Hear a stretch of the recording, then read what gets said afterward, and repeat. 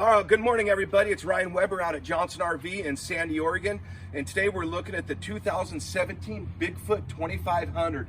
This is an extremely well-built unit. It is stout. It is good for the weather, and we're going to take a quick look at it. What I like about it, it's nice and aerodynamic. Under here's where you have your propane tanks. It does have the power tongue jack.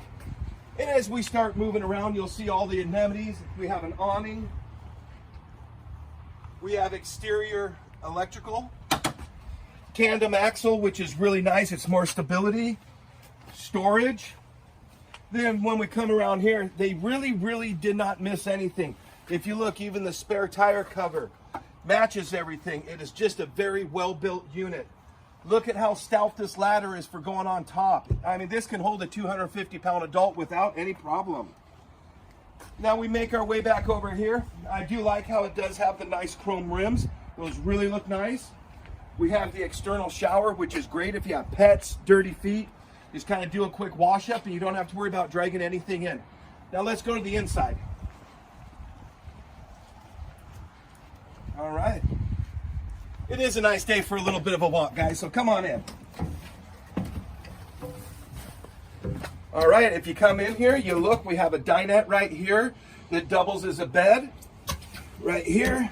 Nice storage, and we already have some magazines to look at. We have an audio unit there. Nice TV, counter space. Real decent sized kitchen, and this unit does not have a slide out. And there's quite a bit of room in here. We actually have a real oven with a 3-burner cooktop, microwave oven.